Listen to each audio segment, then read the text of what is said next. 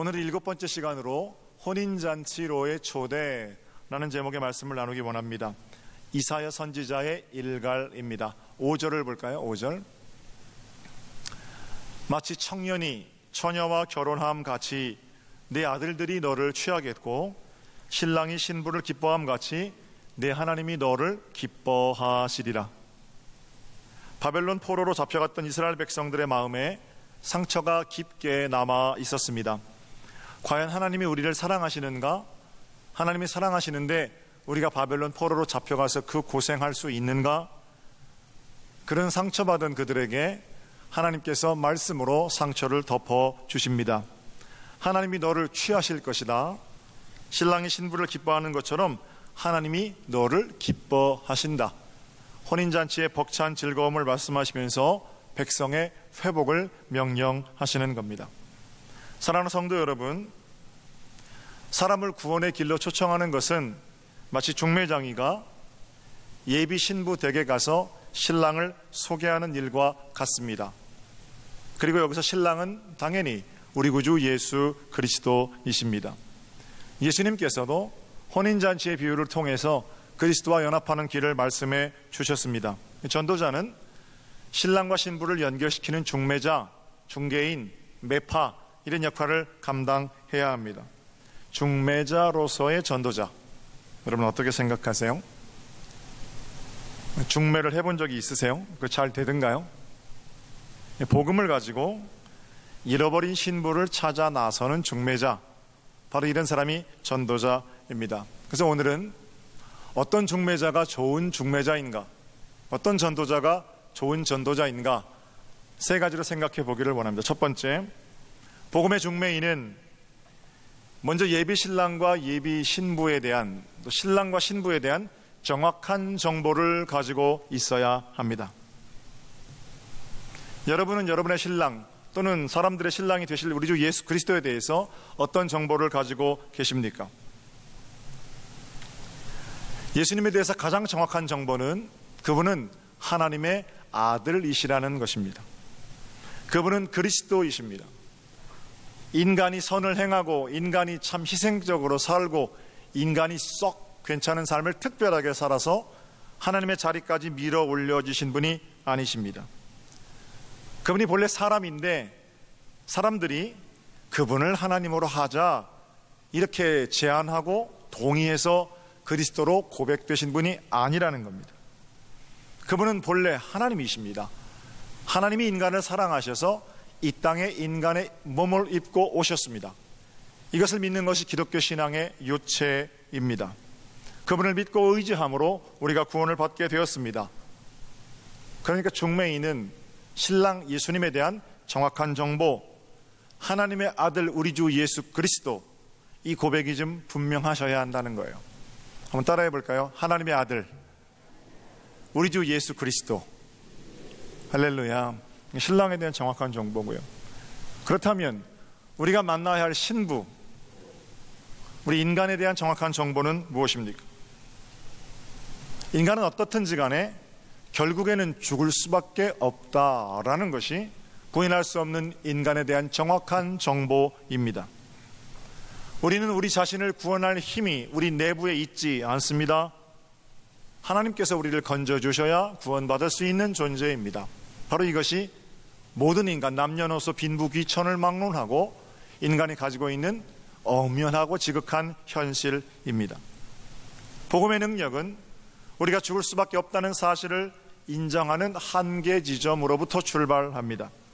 신부에 대한 정확한 정보, 우리 인간은 죽을 수밖에 없다라는 거예요. 그럼 이런 생각 가능합니다. 우리가 지금 신랑과 신부를 결혼시키려고 또는 혼인잔치에 초대하려고 신부를 찾아 나서는데 하나님이신 예수님과 죽을 수밖에 없는 존재인 우리와 과연 사랑, 이루어질 수 있는 사랑인가 하는 것입니다. 한쪽은 영원이고 한쪽은 찰나입니다. 한쪽은 무한이고 다른 한쪽은 유한입니다. 마치 기차 레일처럼 하나님과 인간은 영원히 만날 수 없는 평행선과 같은 그런 단절이 존재한다는 겁니다. 이루어질 수 없는 사랑이죠. 중매자가 책임이 커요, 그죠? 제가 기타를 처음 배웠던 게 중학교 1학년 때거든요. 벌써 33년 전이네요. 그때 왜 기타를 배웠냐면 수련회를 따라갔는데 교련복을 입고 까까머리를 한 고등부 형들이 기타를 치면서 노래를 하는데 너무 멋있어 보이는 거예요. 비바람이 치던 바다 그 연가를 개사해서 나를 사랑하는 주님 그러는데 막 그 캠프파이어 불하고 형들의 모습이 너무 멋있어서 기타를 배워야 되겠다 라고 기타를 처음 배우기 시작했습니다. 지금도 그러는지는 모르겠습니다만 과거에 기타를 배울 때 처음 연주하는 노래가 있습니다. 양희은이라는 가수가 부른 이루어질 수 없는 사랑이라는 노래입니다. 그 코드 잡기가 좀 쉽지 않은데 왜 그거부터 배웠는지 모르겠어요. 그래서 그때 기타를 배우는 사람은 전부 그 노래를 배웠습니다. 가사를 제가 불러드리겠습니다. 차마 여기서 제가 할 수는 없고 너의 침묵에 메마른 나의 입술 차가운 내 눈길에 얼어붙은 내 발자국 돌아서는 나에게 이렇게 하는 거거든요. 사랑한다는 말 대신에 안녕 안녕 목매인 그 한마디 그러면서 마지막엔 이루어질 수 없는 사랑이었기에 아시죠? 모르세요? 요즘 사람들은 잘 모를 겁니다. 당시에는 기타 코드 누르기가 바빠서 그 가사가 어떤 가사인지 잘 생각 안 했고요. 중학교 1학년인데 이루어질 수 없는 사랑에 대해서 무슨 추억이 있겠어요. 그래서 그 가사는 별로 제 가슴에 와닿지 않았습니다. 그저 코드 누르느라고 바빴죠. 근데 점점 나이가 들어가면서 내가 연주할 때 처음 배웠던 노래의 가사가 뭔가 하고 생각해 봤더니 그 노래가 아주 가슴 아픈 노래이더라고요. 사랑하는 남녀가 있는데 어떤 이유인지는 모르지만 그 가사 아무리 들여다봐도 이유 안 나옵니다. 어떤 이유인지는 모르지만 둘 사이가 이루어질 수 없는 사랑이라는 거예요. 사랑하는 그 사람이 나도 그 사람 사랑하고 그 사람 나도 사랑하는데 이루어질 수 없는 사랑이라서 말 한마디 차갑게 해서 내가 돌아섰는데 그 뒤에 가지마 사랑해 이게 아니고 안녕 그런다는 거예요. 목이 메어서 너무 그게 가슴 아파서 여전히 우리는 이루어질 수 없는 사랑을 그리워합니다. 그런 노래거든요. 여러분은 그런 노래인지 아셨어요? 네. 어쨌든 그래서 노래 제목이 이루어질 수 없는 사랑인데 제 기타 연주는 그 이루어질 수 없는 사랑으로 시작이 되었습니다. 여러분 어떻습니까? 하나님이신 예수님하고 죄 많은 인간인 우리들하고 이루어질 수 있는 사랑입니까? 이루어질 수 없는 사랑입니까? 이루어질 수 없는 사랑이거든요. 마치 안녕 그냥 그렇게 하고 추억과 회환 속에서 그 이름만 읊조려야 하는 것 같은. 그런데 오늘 성경은 그분과의 혼인잔치에 대해서 말한다는 겁니다. 그냥 이루어질 수 있는 사랑 정도가 아니라 그분이 내 신랑이고 내가 그분의 신부, 남녀노소를 막론하고 내가 그분의 신부가 되었다는 고백입니다. 사랑이 이루어졌고 하나가 되었습니다. 그분이 인간의 자리로 오셨기 때문입니다. 영원히 순간이 되었고 무한히 유한이 되었습니다. 은혜가 뭐예요? 이걸 깨닫는 게 은혜예요. 어디 투자했더니 조금 더 돈을 벌게 되었다더라, 땅을 사놨더니 땅값이 올랐다, 이런 게 은혜가 아니고 무한이신 예수께서 유한을 입고 이 땅에 오셔서 유한인 나와 결혼해 주셨다는, 영원이신 그분께서 순간을 힘입으시고 순간을 사는 나와 하나가 되셨다는, 하늘 보좌 버리시고 나를 사랑하셔서 나를 위해서 자기 몸을 던지신 그분을 믿는 믿음, 이 믿음 가지게 된 것이 은혜라는 겁니다. 기타 연주가 이루어질 수 없는 사랑으로 시작되었듯이 천국 삶 역시 이루어질 수 없는 사랑, 그 사랑을 예수 그리스도의 자기 비우심으로 이루셨다는 것, 정확한 정보죠. 사랑하는 성도 여러분, 좋은 전도자, 좋은 중매인으로 나서고 싶으십니까? 먼저 그 지점부터 확인하십시오. 나는 예수에 대해서 나는 나 자신에 대해서 정확한 데이터를 가지고 있는가? 바꿔 말하면 나는 그 은혜에 날마다 감격하며 살아가고 있는가? 그 은혜가 여전히 나를 흘러 넘치고 있는가? 영원히 순간에 드신 그분 내가 모시고 살아가는가? 이런 질문으로부터 좋은 전도자의 삶은 시작이 됩니다. 늘 기억하고 현재 예수 그리스도와 동행하심으로 좋은 중매인이 되시는 복 여러분의 것이 되기를 주님의 이름으로 축복합니다. 두 번째로 좋은 중매인은요, 첫 번째는 정확한 데이터입니다. 두 번째는 효율적인 전달입니다. 아무리 정확한 데이터를 가지고 있어도 잘 전달하지 못하면 좋은 중매자, 좋은 다리가 되기가 어렵습니다. 똑같은 말도 어떻게 하느냐에 따라서 일이 성사되기도 하고 일을 그르치기도 합니다. 그럼 어떻게 하는 게 잘 전달하는 겁니까? 그분이 하나님의 아들이시라는 사실을 가지고 신부 측에 가서 세상에 나가서 그분의 이야기를 어떻게 하시겠습니까? 한 가지만 기억하시면 됩니다. 예수님께서 당신을 너무 사랑하십니다. 이렇게 말하는 거예요. 예수님께서 그분을 얼마나 사랑하시는지에 대해서 증거해 주시는 겁니다. 그게 전도자예요. 세상으로 나아가십시오. 세상에 나가서 예수님이 당신은 얼마나 사랑하시는 줄 알아? 꼭 이 말씀 하셔야 됩니다. 이게 전도자예요. 그렇다면 신부에 대해서는 신랑의 사랑을 얘기해 주는 거예요. 그죠? 신랑에 대해서는 어떻게 하는 겁니까? 효율적 전달이라는 게 뭡니까? 예수님께 나와서 예수님 이러쿵저러쿵 얘기하는 이건 뭡니까? 기도죠. 기도. 예수님께 나와서 신부의 문제를 가지고 중보하며 엎드려 기도하는 것, 그게 좋은 중매자가 감당하는 일이라는 거예요. 엉덩이 흔들면서 사방 돌아다니는 것만 전도가 아니라 그 전도의 넓이만큼 내가 예수님께 나와서 기도하는 깊이가 있어야 그 전도가 비로소 생명력 있는 것이 된다라는 겁니다.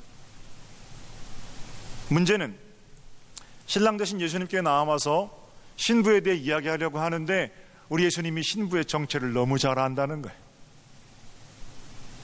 우리 예수님이 신부에 대해서 모르시니까 내가 설명해 드리면 그제서야 아시는 뭐 그런 거면 좋겠는데, 내가 지금 설명해 드리려는 신부의 상황, 정체 이런 것들을 신랑 되신 예수님이 너무 잘 알고 있다는 거예요. 그럼 뭐 설명할 필요가 없잖아요. 주님 다 아시는데 뭐라고 기도합니까?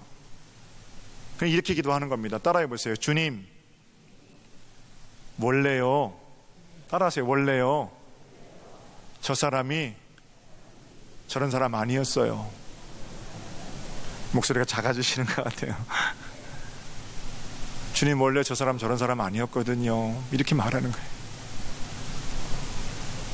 모세 예를 좀 들어볼까요? 모세는 하나님과 세상 사이에 좋은 중매인이었습니다. 백성들을 얼마나 사랑했는지 모릅니다. 그래서 순결하고 거룩한 신부이어야 할 이스라엘 백성들이 하나님 대신 금송아지를 세워놓고 영적 간음을 일삼고 있을 때 너무너무 마음이 아파요. 신부가 바람이 난 거예요. 신부의 문제를 가지고 신랑한테 나가야 되는데 신랑 앞에 나가기가 중매인이 부끄러운 거예요. 왜? 신부가 바람 났거든. 중매인 생활 접어야 되는 거죠. 그런데도 모세는 어떻게든 그 결혼을 성사시키려고 하나님 앞으로 나아갑니다. 그리고 나서 이렇게 이야기합니다. 출애굽기에서 볼까요? 32장입니다. 모세가 여호와께로 다시 나아가 여짜오되 슬프도소이다. 이 백성이 자기들을 위하여 금신을 만들어 쌓으니 큰 죄를 범하였나이다. 그러나 이제 그들의 죄를 사하시옵소서. 그렇지 아니하시면 원하오건대 주께서 기록하신 책에서 내 이름을 지워버려 주옵소서. 모세가 하나님께 나아가서 뭐라고 말해요? 하나님, 제 너무 슬퍼요. 거룩해야 할 신부들이 금상 만들어 놓고 영적 간음 거기 일삼고 있어요. 하나님, 마땅히 이 결혼은 무효지요. 그렇죠. 근데 그러나부터 중요하죠. 그러나 하나님, 간절히 내가 원해요. 부디 용서해 주세요. 여기까지는 이해가 되는데요, 저는 그 다음 구절을 이해하기가 참 힘들더라고요. 덧붙여 뭐라 그러냐면, 용서하지 않으시려거든 생명책에서 내 이름 지워주세요. 여러분 어떻게 생각하실지 모르겠지만 저는 이건 아무리 모세라고 해도 너무 건방진 거라고 생각합니다. 하나님께 이래라 저래라 하는 거예요. 하나님이 가지고 계신 유일하신 심판권에 대해서 하나님 자기 생명을 거기다 걸어놓고 하나님과 딜하는 거거든요. 당돌한 일이죠. 그런데 하나님께서는 어찌된 일인지 이런 모세의 당돌함에 알았다 하고 응답하시거든요. 뭘 보신 거예요? 당돌함의 이면에 아버지 마음 가운데 있는 사랑, 또는 그 사랑 닮아서 모세 가운데 있는 사랑을 보신 거죠. 하나님 앞에서 저 이거 아니면 죽어요 이렇게 쓸데없이 고집 피우는 게 아니라는 겁니다. 중매인이 신랑 되신 하나님의 마음을 헤아리고 있는 거예요. 너무나 그 백성을 사랑하셔서 차마 심판하지 못하시는 하나님, 모든 것을 내어주고 그들을 살리고야 마시겠다는 하나님의 마음, 그 마음 알고 모세가 그렇게 기도하고 있는 거거든요. 좋은 중매자, 기도하며 나아가는 자가 좋은 중매자입니다. 사랑하는 성도 여러분, 여러분과 저는 중매자입니다. 세상 한가운데 나아가셔서 예수님께서 그들을 얼마나 사랑하시는지를 이야기해 주십시오. 절망이 있는 곳에 희망을 선포하시고 죽음이 있는 곳에 생명을 선포하십시오. 여러분, 죽지 못해 사는 인생이 아니고 예수 그리스도 안에 참 생명이 있습니다. 꼭 이렇게 말해 주십시오. 당신이 당하고 있는 어려움의 이면에 하나님의 뜨거운 사랑이 있습니다.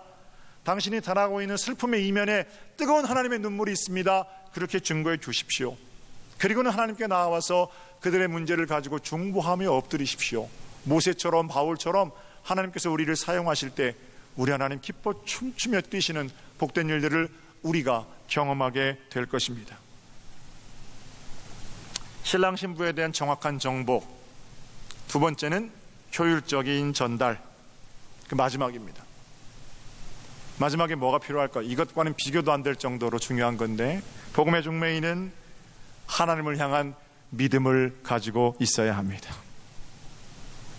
내가 아무리 정확한 데이터를 가지고 있어도 세상이 깜짝 놀랄 만하게 그 데이터를 잘 전달하여도 이를 성사시키시는 분은 여호와 하나님이시기 때문에 그렇습니다. 중매해 보셨어요? 저는 중매인 재주가 없더라고요. 사람들을 많이 만나니까 이 청년하고 이 청년 만나면 아주 잘 될 것 같아요. 제가 소개시키고 나면 그 다음부터 교회도 잘 안 나오고요, 뭐가 잘 연결되는 적이 없어요. 어디서 누굴 만나서 오면 제가 축복하고 기도하고 이런 건 잘하는데 뭘 연결하는 재주가 좀 없는 것 같아요. 잘 살 것 같던 사람들이 힘들게 결혼 생활을 이어가거나 또는 헤어지는가 하면 저 사람들은 정말 안 어울린다, 물과 기름 같은 사람들인데 같이 살아가는 것 보면 참 기적 같은 그런 가정들도 있고요. 사람의 일인 것 같지만 만나고 헤어지는 것 전부 하나님께서 하시는 일들입니다. 그래서 우리는 언제나 우리의 데이터를 정확하게 각인하고 있고 효과적으로 전달하는 수많은 노력들 이면에, 또는 노력들보다 더 큰 사이즈로 하나님께서 하신다는 믿음의 여백을 가지고 있어야 한다는 겁니다. 정확한 정보를 잘 전달한 후에도 일의 성패는 역시 하나님의 손에 달려 있습니다. 하나님께서 시작하셨고 하나님께서 진행해 가시는 일이기 때문에 내 책임이 아니고 하나님 책임이라는 거예요. 책임을 회피하려는 것이 아니라 믿음은 그렇게 최선을 다한 이후에도 하나님께서 하실 일들이 있음을 기억하는 것이 믿음입니다. 말씀 암송자들과 함께 지난 금, 토, 여수, 애영원, 순천 기독교 역사박물관을 다녀왔습니다. 위대한 사랑을 가슴에 품고 이 나라의 복음을 전했던 신앙의 선배들이 있습니다. 초기 우리 개신교 전파의 특징이 하나 있는데요, 여러 가지 특징 중에서 우리나라는 복음을 전파할 때 사람들이 성경책, 한글로 번역된 성경책을 가지고 들어왔다는 거예요. 놀라운 일입니다. 지금 우리가 감당하고 있는 네팔, 또 기독교가 아직 불모의 나라들, 그런 나라들에 가면 복음이 전파된 지 10년, 20년이 되어야 그제서야 성경이 그 나라 말로 번역이 됩니다. 자연스러운 현상입니다. 그런데 우리나라는 아예 서상윤, 이상준 이런 분들을 통해서 중국에서 복음이 전파되기 전에 번역된 성서가 있었고요, 그리고 그 성서를 가지고 들어와서 복음을 전했기 때문에 폭발적으로 복음의 증거가 이루어졌습니다. 누가 하시는 거예요? 하나님이 하시는 거예요. 대한민국의 전 세계가 부러워하는 폭발적 개신교의 성장 역시 하나님께서 그렇게 준비하시고 예비하신 겁니다. 1909년도에 이덕주 목사님의 한국교회 처음 이야기 책에 보면 1909년도에 전 교단, 장로교, 감리교 다 포함해서 한국 개신교에 일어났던 운동이 100만 명 구령 운동입니다. 100만 명 구령 운동. 그 당시에 전체 개신교 인구가 20만 명이었습니다. 100만 명 구령 운동은 대단한 일이고요. 그리고 나서 1903년과 7년에 부흥 열기가 식어갈 때쯤 9년도에 100만 명 구령 운동을 가열차게 시작합니다. 그런데 1910년도에 100만 명 구령 운동의 통계를 보니까 불과 3,500명이 증가하였습니다. 3,500명이 증가하는 일은 그렇게 호들갑스럽게 100만 명 구령 운동을 전개하지 않아도 자연스럽게 증가되는 추세입니다. 그럼 여러분, 100만 명 구령 운동은 성공입니까? 실패입니까? 100만 명 모으자고 했으면 그저 10분의 1, 10만 명이라도, 아니면 100분의 1, 1만 명이라도 전도가 됐었어야죠. 근데 그거 안 해도 괜찮을 만큼 3,500명의 미미한 성장을 이뤘는데 숫자로 보면 100만 명 구령 운동은 실패입니다. 구호만 떠들썩했던 거지요. 그 당시에 선교사들이 본국에 보낸 기록이 있습니다. 하나님께서 우리로 하여금 100만 명 구령 운동을 하게 하셨는데 통계를 보자면 이 일은 성공했다고 할 수 없다. 그러나 하나님께서 조선인들의 마음 가운데 다시금 예수 그리스도를 사랑하는 마음을 심어주셨다. 우리는 하나님의 때에 하나님께서 반드시 이 일의 열매를 거두시게 할 것을 믿는다. 그리고 기도했습니다. 1910년도 대한민국과 일본이 합방되던 그 국치를 겪었던 해인데 그때로부터 교회가 성장할 리가 만무하잖아요. 1910년도 불과 3,500명 증가했던 인원이 1920년대를 거치면서 50만 명, 1970년대까지 수십 년을 이어오면서 500만 명, 1,000만에 이르는 기독교 인구를 자랑하게 되었습니다. 그것만 자랑하자는 얘기가 아니고요, 하나님의 일하심에 때가 있다는 겁니다. 지금 하나님의 일하심이 보이지 않을 수도 있어요. 내가 그렇게 정확한 데이터를 가지고 효과적으로 전달했는데 성과가 미미할 수 있다 말입니다. 그러나 그건 하나님이 쉬시는 게 아니고 하나님께서 준비하시는 겁니다. 결정적인 카이로스는 내가 정하는 게 아니고 하나님께서 정하시는 거예요. 하나님께서 정하시는 결정적인 카이로스가 있음을 믿는 믿음, 바로 그 믿음이 중매자들에게 필요하다는 겁니다. 말씀 암송하시는 분들이 저한테 이렇게 말씀하세요. 목사님, 처음에 말씀을 암송하니까 제가 말씀을 읽더이다. 두 번째 단계는 말씀과 내가 하나 되는 단계를 경험하게 됩니다. 외우려면 그 정도 해야 되거든요. 마지막 단계는 말씀이 나를 인도해 갑니다. 이거 말씀 암송 해보신 분들만 알아요. 하루에 1시간, 2시간씩 성경 펴놓고 그 고단한 가운데에서도 하나님 말씀을 어떻게든 암송해 보려고 노력했던, 처음엔 내가 말씀을 읽지만 말씀과 내가 하나가 되는 경험을 거쳐서 결국에 말씀이 나를 인도해 가시는, 그래서 말씀 한 구절 붙들고 밤새도록 은혜 충만한 가운데 정말로 가슴 벅찬 저녁을 보냈던 그런 경험들을 말씀하세요. 여러분, 신앙생활 몇 년 합니까?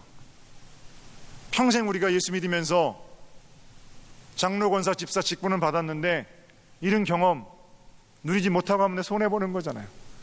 어떤 사람은 말씀에 의해서 내 삶이 움직인다는 것을 느끼고, 어떤 사람은 그런 게 있는지도 모르고, 하나님의 말씀이 나를 움직여 가도록 내가 말씀을 마음대로 주무르는 게 아니고요, 하나님 말씀이 나를 운행해 가시는 것을 경험하는, 바로 그것이 믿음의 여백을 가지고 하나님의 일하심에 나를 맡기는 삶이라는 겁니다. 제가 오늘 그래서 내년에 어디 암송할 겁니까? 그 발표한다고 제가 공약을 했어요. 물어보시는 분들은 암송하신 분들이에요. 빨리 암송하고 싶으셔가지고 읽고 싶으셔서 내년에 야고보서 전체 암송하겠습니다. 우리 교인들 야고보서 전체 그거는 기억력 좋은 사람들의 일입니다. 이렇게 하지 마세요. 그거는 암송 잘하는 사람들이 이렇게 하지 마시고 모두가 다 일에 참여했으면 좋겠고요. 그 일 가운데 하나님께서 우리 인생을 어떻게 만져가시는지를 경험하는 복된 믿음의 사람들로 세워졌으면 좋겠다라는 생각을 하게 됩니다. 나의 노력이 다 끝난 자리에서 역사하시는 하나님의 섭리를 발견할 수 있는 복된 성도, 바로 그가 좋은 중매자요 믿음의 사람입니다. 사랑하는 성도 여러분, 제가 오늘 3가지 말씀드렸어요. 혼인잔치로 여러분들을 초대하고 많은 사람들을 초대하는데 세 가지가 필요합니다. 정확한 정보, 이루어질 수 없는 사랑, 그러나 그분께서 이루어 주셨습니다. 효과적인 전달, 예수님이 얼마나 사랑하시는지를 이야기해 주십시오. 하나님께 그들이 얼마나 사랑스러운 자들인가도 변호해 주십시오. 마지막으로 이 모든 것들이 다한 이후에도 결국에는 하나님께서 복된 것을 이루실 것이라는 믿음, 이 믿음 가지고 이번 한 주간 승리를 살아가는 여러분들이 되시기를 우리 주님의 이름으로 축복합니다.